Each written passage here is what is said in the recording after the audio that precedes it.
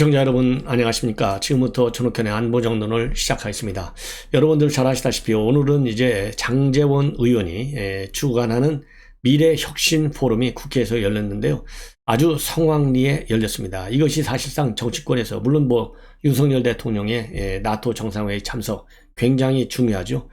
그렇지만은 그것 못지않게 중요한 것이 장제원 의원이 오늘 개최한 미래혁신 포럼입니다. 우선요, 이 국민의힘 의원들이 대거 참석을 했어요. 한 58명 정도가 참석했다, 이렇게 보도가 나오고 있는데 왜 그랬을까요? 첫째는 장제원 의원이 차지하고 있는 정치적인 비중이 현재 윤석열 정부가 들어선 지 불과 이제 한두 달밖에, 두 달도 채 안 되는 상황이잖아요. 그래서 지금 현재 이 정치권에서 제일 윤석열 대통령부터 신뢰받는 자청률 500호다. 그러면은 제가 보기에는요, 권성동 원내대표, 그 다음에 장제원 의원이 아닐까 싶어요. 그래서 이제 비서실장까지 하고 현 조각을 누가 했어요? 바로 장제원 의원이 했지 않습니까? 조각의 주인공이 장제원이다. 이런 그 폴리티컬 파워라고 하는 것은 우리가 상상하기가 어려울 정도로 굉장히 센 사람 아니에요. 쉽게 얘기해서. 이 권력은 누가 뭐라고 하든지 간에 항상 센 사람 앞으로 달려가게 돼 있어요. 저도 공직 생활을 쭉 하면서 그런 현상을 참 많이 봐왔습니다. 그래서 이제 권무 10년이라는 말도 있지만 어쨌든 센 사람으로 가요. 그러다 보니까 오늘 이 혁신 포럼에 무려 한 60명 가까운 58명이 참석했다는 거예요. 근데 오늘 의원총회가 열렸어요. 의원총회는 당연히 당대표, 원내대표 보고 오는 거 아니겠어요? 그런데 의원총회에는 불과 40명밖에 안 왔어요. 그래서 이 권성동 의원이 열이 나가지고 오늘 온 사람들 명단 적어, 이렇게까지 했다는 거 아니겠습니까? 자, 그런 걸 보면 이 권력추가 어디로 지금 기울고 있는지 여러분들이 충분히 짐작할 거예요. 바로 며칠 전에 이 김기현 전 원내대표, 김기현 원내대표가 열었던 새시대, 여기에는 한 50여 명 정도 왔다. 그래서 그날 또 권성동 원내대표가 야, 이거 의원총회인지 모를 정도로, 헷갈릴 정도로 많이 왔다 그랬는데 오늘은 그보다 더 많은 인물이 모여들었어요. 이런 점에서 우리 언론에서도 굉장히 주목을 갖고 집중적으로 취재를 했고, 그 다음에는 오늘 축사한 몇몇, 본래 축사는 좀 센 사람들이 하잖아요. 권력이 있다거나 아니면은 영향력이 있다거나 이런 사람들이 이제 축사를 하게 되는데, 우선 맨 먼저 이 장제원 의원과 그 다음에 이 대선 국민에서의 아주 알력 관계, 그야말로 적대 적의 관계에 있던 사람 중에 한 사람이 누굽니까? 바로 김종인 전 위원장이에요. 김종인 총괄선대 위원장이 장제원 의원의 삼고초려를 통해서 왔다는 거, 이것도 바로 이 권력의 균형이 어디 쪽으로 지금 흐르고 있는지를 김종인 위원장이 왜 모르겠어요. 아주 대한민국에서 1등이라고 하는데, 정치판이 있는데. 그러니까 과거에는 적대적인 관계, 아주 그냥 뭐라고 그럴까요? 이 윤핵관 때릴 때 앞장선 사람들이 김종인, 그 다음에 이준석 아니에요? 그럼에도 불구하고 삼고초려에도 그 마음이 그냥 살아있고, 그 다음에 장제원 의원이 지금 힘이 없다. 그러면 김종인 위원장이 오겠습니까? 안 오죠. 이것만 봐더라도 이 장제원 의원 얼마나 센지를 아는 거예요. 그래서 김종인 위원장이 왔고, 그 다음에는 이제 친윤계로, 말하자면 윤핵관으로 평가를 받고 있는 정진석, 권성동. 이 권성동 의원이야 또 원내대표니까 그런 걸 떠나서라도 올 수 있지만은, 지금 어쨌든 간에 좌청류 500호에 권성동이가 들어가요. 그 다음에 정진석이도 당연히 들어가죠. 그래서 이준석 다 때린 거 아니겠어요? 그런 정도로 센 사람들이 왔어요.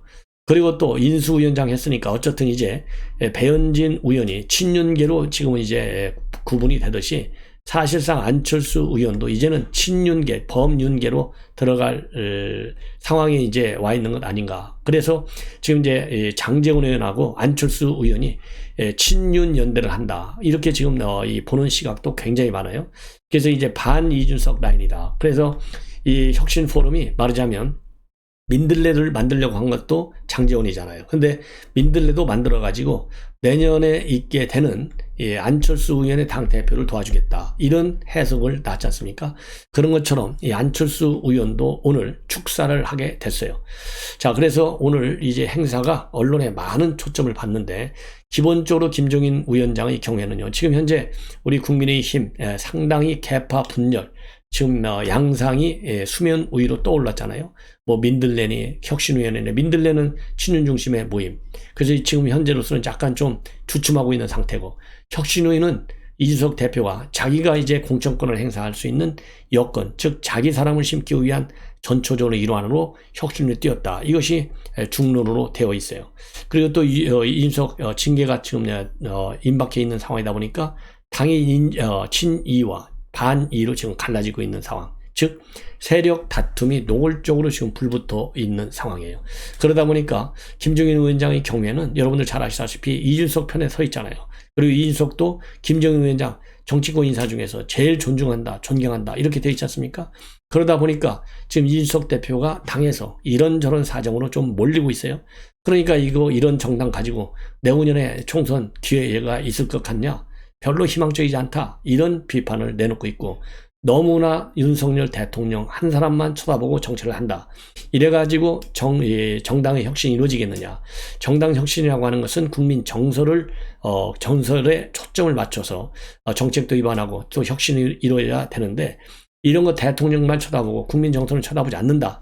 이래가지고서는 정당 혁신 아무 의미도 없고 되지도 않을 것이다. 그러면서요, 김종인 위원장이 선거 국면에서 강조했던 게 뭡니까? 약자의 동행이잖아요. 이 약자의 동행 기조, 이거 완전히 유명무실해졌다. 그래서 국민들은 다시 한번 또 기득권 정당으로 돌아섰구나. 이렇게 해서 실망을 주고 있다는 점을 또 지적하고 있습니다. 그러면서 전반적으로 국민의힘은요, 사회 갈등 해소에 적극 나서야 되는데, 예컨대 빈부격차, 남녀 갈등, 노사 갈등, 지역 갈등, 이런 거 제대로 못하고 있다. 그래서 여기에 대한 불만도 지금 표출하고 있습니다.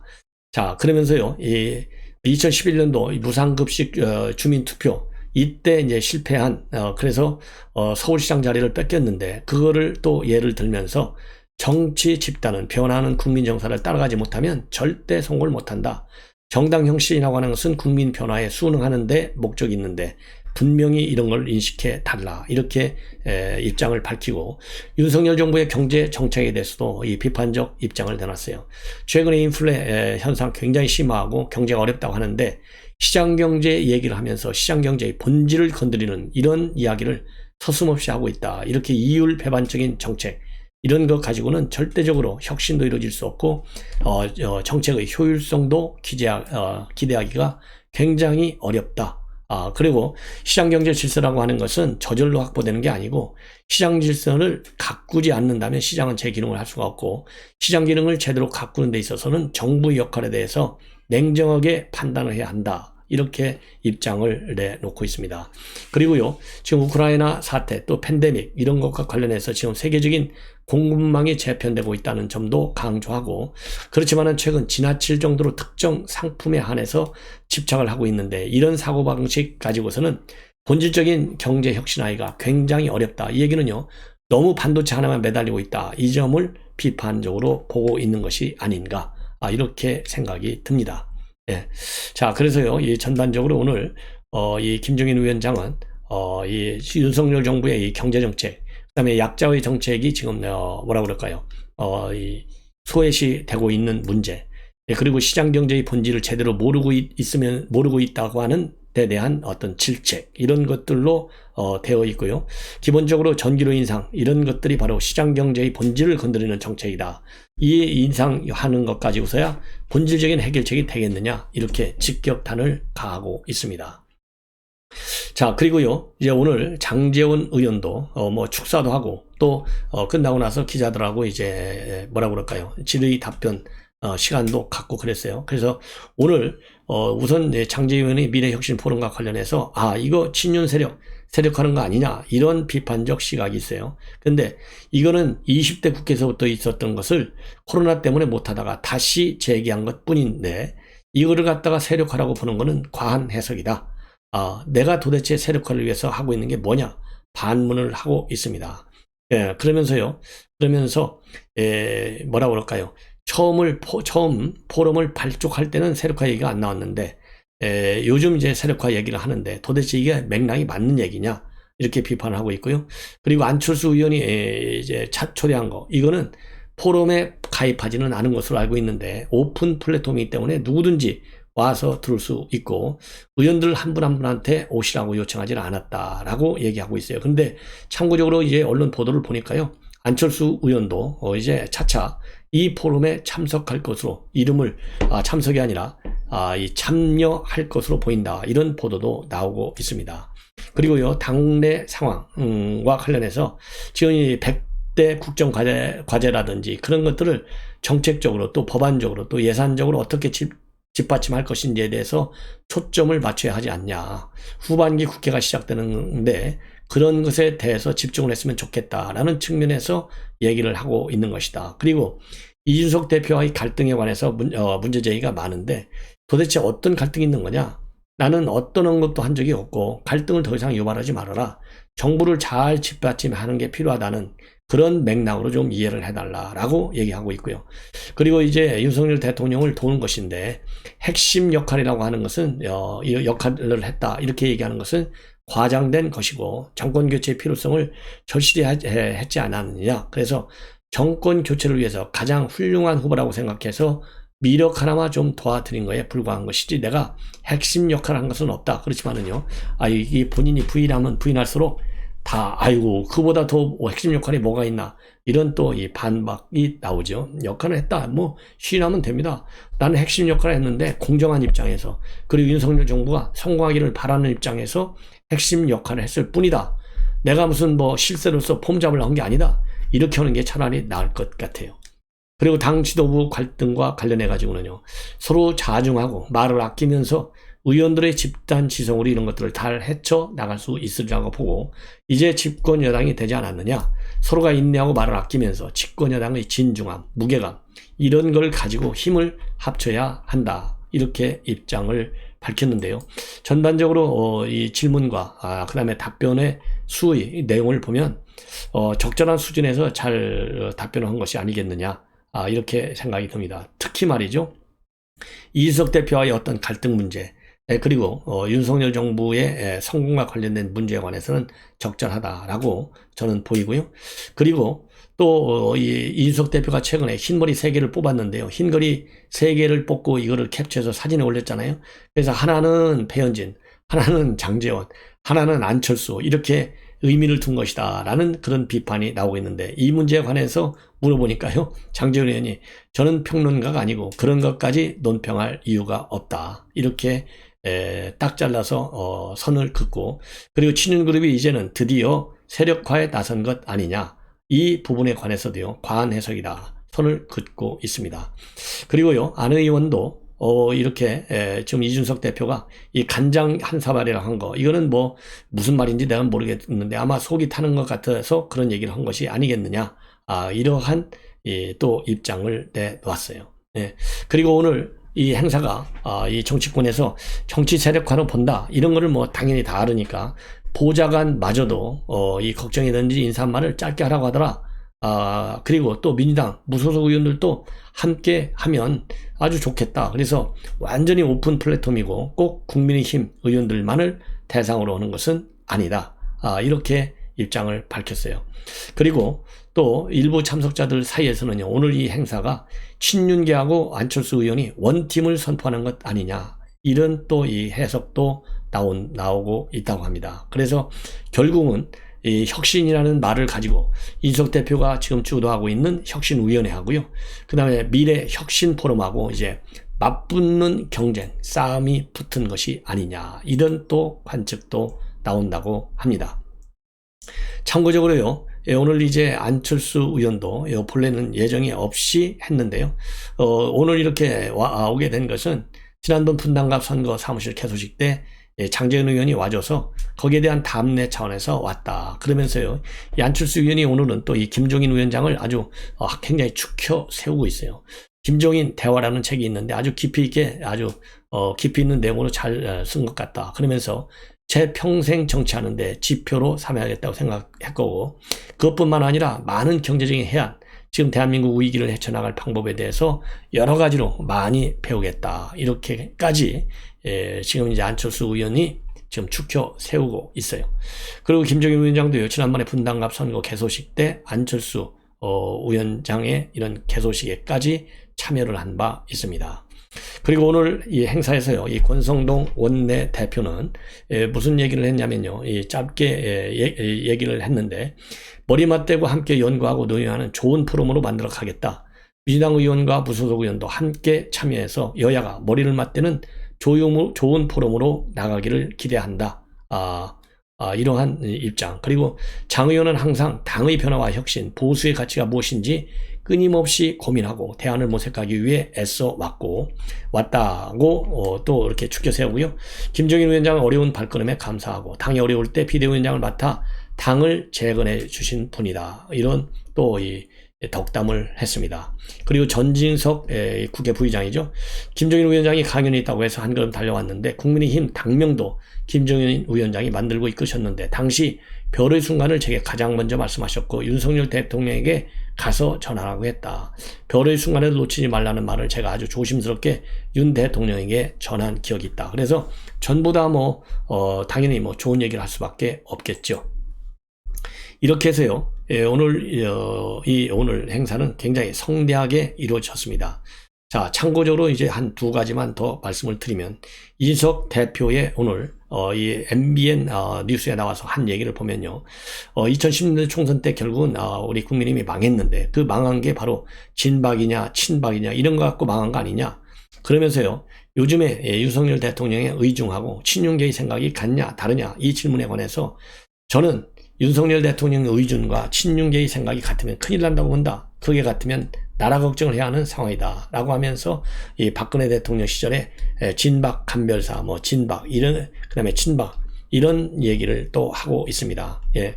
그러면서 그 당시에 진박이라든가 이런 사람들, 이 간별사라든가 이런 사람들이 과연 박근혜 대통령의 의중을 알고 얘기했겠느냐. 그리고 그게 박근혜 대통령의 의중이었다고 생각하느냐. 아니었을 것이다. 그런 것처럼 지금 친윤계들의 생각이 윤석열 대통령과의 생각하고는 다를 것이다. 이렇게 평가를 하고 있어요. 예. 그리고 오늘 김종인 위원장이 오게 된 것도 말하자면 이 순소리를 많이 했잖아요. 김종인 위원장이 그 모임이 어떤 모임인지 모르고 가셨겠냐. 친윤이라고 스스로 주장하는 분들이 모였다고 하니 가서 너희는 대통령 발악이다 라고 하러 온 것이다. 그러면서요, 이 간장 한 사발이 이제 장제원과 또 안철수 둘을 의미하는 것이냐, 이런 질문과 관련해서는 충분히 그렇게 해석할 수 있다. 시인을 하고 있어요. 자, 그리고 익명 인터뷰하는 거를 이준석 대표 시종일관 굉장히 기분 나쁘게 생각하는데, 본인이야말로 간장 이렇게 해서 이 안철수와 그리고 장제원을 얘기하는 걸 이 실명으로 하고 있는데, 윤핵관들은 여전히 비겁하게 짝지 없이 인명으로 자기를 공격한다. 이거를 갖다가 계속 비판하고 있습니다. 그리고 장제원 의원이 이제 매일경제통화에서 최근에 이게 대통령을 도와주는 정당이냐, 내용을 질타한 거, 이거와 관련해 가지고요, 제가 배현진 최고위원하고 악수를 했니 안 했니 이야기가 날 때마다 장 의원이 제3자적 관점에서 갑자기 그들을 혼내러 나타난 사람처럼 발언하더라. 도대체 이게 무슨 상황이냐, 우리 흔히 그러잖아요. 이거 무슨 시츄에이션이지? 이렇게 얘기하는 거와 똑같이 굉장히 불만을 갖고 있어요. 예. 그리고 친윤계가 왜 이준석을 공격한다고 생각하냐, 이렇게 질문에 대해서는요, 오히려 그걸 제가 묻고 싶은데, 사실 권력이라고 하는 것을 그분들이 향유하고 싶은 일은 모르겠지만, 그렇다고 본다면 다음 전당대회 와서 당 대표권을 잡으면 될 거 아니냐, 이렇게 또 꼬집고 있어요. 예. 자, 이렇게 해서요, 윤석열 대통령과 친윤계 이 사이는 분명히 차별적으로 대화하면서 윤심을 얻으려고 많은 노력을 하고 있는 이준석 대표, 그리고 친윤계는 가차없이 때리는 이준석 대표, 이렇게 해서 갈라치기를 하면서 본인의 정치적인 입지를 끌고 나가려고 하는 그러한 계산이 지금 작동되고 있는 것이 아니냐, 이렇게 보여집니다. 그리고 윤리위와 관련해서도요, 수사가 나오기 전에 경찰 수사가 나오는 윤리위 결론을 내겠다는 거, 이거는 도저히 받아들일 수 없다, 용납할 수 없다, 이러한 의견을 다시 한번 밝히고 있습니다. 그리고 권한으로 따진다면 당 대표가 윤리위를 해산해버릴 수도 있는데, 애초부터 그런 권한을 쓸 생각도 없고 언급도 안 했는데 누가 자꾸 스멀스멀 그런 이야기를 하는 것은 저에 대한 이미지 공격이다, 이렇게 비판하고 있고요. 그리고 지금 이제 경찰에 지금 수사하고 있는데 곧 수사 결과가 나올 것이다. 다만 윤리위가 수사 결과를 기다리지 않고 서둘러서 징계 심의에 착수한 거, 이거가 이해가 가지 않는다. 예, 그리고 윤리위원회의 최근의 징계와 관련된 심의, 이런 거는 받아들일 수 없다. 그래서 윤리위가 말이죠, 선제적으로 징계안을 판단한다면 저는 당연히 이의를 제기할 수밖에 없는 상황이다. 그리고 윤리와 수사 결과를 보고 심의를 하는 것이 일반적인데 지금은 오히려 지방선거를 앞두고 징계 절차를 개시했는데 덕분에 굉장히 혼란스러운 상황이 됐다. 그리고요, 윤석열 대통령과는 전화 소통을 자주 하고 있고 또 소통이 잘 되는 분이다. 그러면서요, 윤석열 대통령과의 소통이 잘 되고 있다는 점을 굉장히 강조하고 있습니다. 예. 자, 이상으로 이준석 대표의 발언 마무리를 하겠습니다. 자, 시청자 여러분들께서요, 제 방송 많이 시청해 주시고 또 주변 분들과도 공유해 주시면 대단히 고맙겠습니다. 시청자 여러분 대단히 감사합니다.